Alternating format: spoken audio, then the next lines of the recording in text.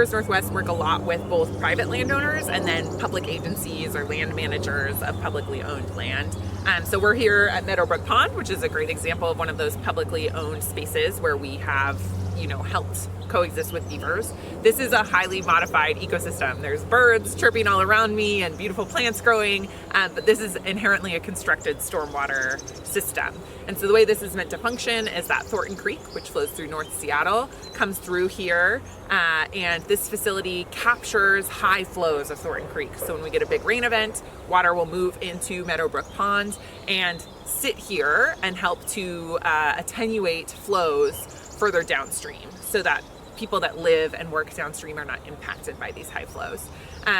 So what happened is beavers blocked up Thornton Creek, pushed more water into Meadowbrook Pond than historically was happening, or even was happening, without rain.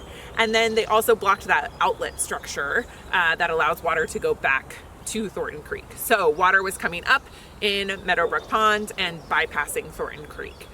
So what we did is we installed a coexistence device on that weir structure that allows water to leave Meadowbrook Pond to prevent beavers from backing that up.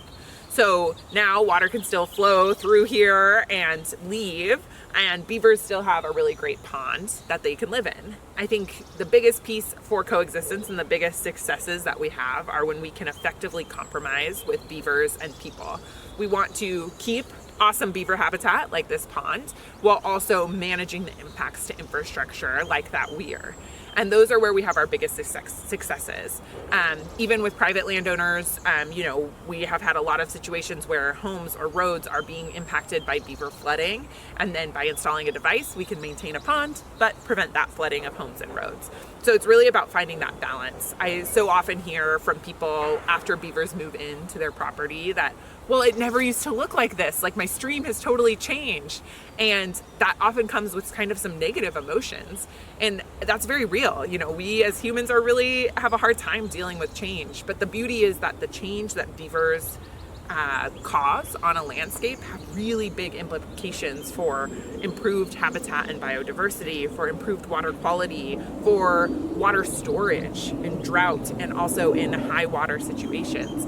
And so really being able to find a way that we can retain that pond and those benefits while reducing that impact to infrastructure is, I think, the biggest success of coexistence and the reason that I do what I do.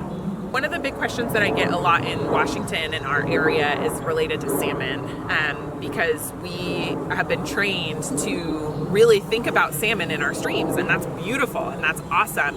And because of the way we've been trained, we see a beaver dam and we think, oh my gosh, how are salmon supposed to get through here? So we often hear concerns about beaver conflict being because of salmon passage. And I think, generally, beaver dams and beaver ponds are great for salmon. They provide rearing habitat for juvenile fish, especially our coho, who spend up to a year in freshwater streams. And so these beaver ponds are places where those coho can hide, find food, rest, etc. And so that's really, I think, a big benefit of these beaver ponds and the wetlands that they create. There are situations where we as people have modified an ecosystem and made it really poor for salmon. And sometimes when beavers move into those ecosystems, there can be conflicts between humans, beavers, and salmon. But namely, that's because of the way that we as people have modified those ecosystems. So I think it's important to really think about who's at fault here. Is it the beavers or the salmon or the people? And typically it's going to be a combination of all three. And so I think it is a complex issue to think about beavers and salmon and people all together. But generally, we can think of beaver dams as being a really positive thing for salmon.